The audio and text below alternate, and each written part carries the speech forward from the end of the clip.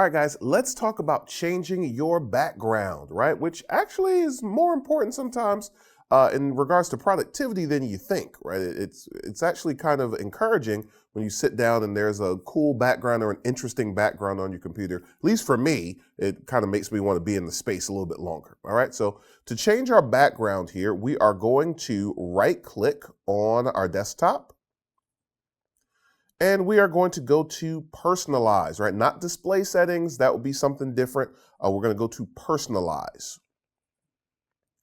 And in personalize, there are different things that we can do. We'll talk about themes in another video. One of the things we have here is background. Let's look at our background options and see what we can do.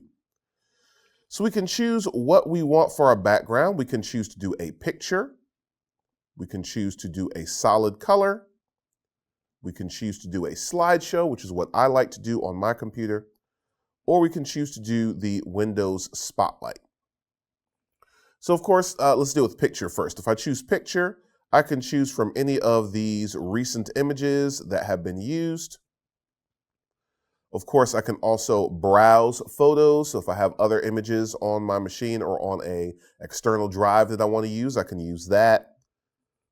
And then I can choose the different options. Do I want to fill the image, fit, stretch, tile, center, right? So we have all these options that, depending on the size of the image, right, you might want to choose some different things to make it actually work for you, right? So especially if you're using like a family photo or something that maybe is not the proper dimensions to fill the whole screen, maybe you might want to do a center or a tile to get it to work out for you. All right, but that's pretty cool. So we have all these things to deal with. Then we have, of course, solid color. Pretty straightforward. I could choose a color and my background will then be that color. I could click view colors and then get in here to do a custom color, of course.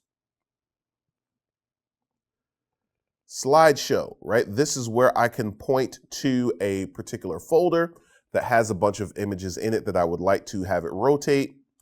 I can choose how often I want it to rotate. I can choose to shuffle the picture order. I could choose whether or not I want it to run if I'm on battery power, right? So all those things are there.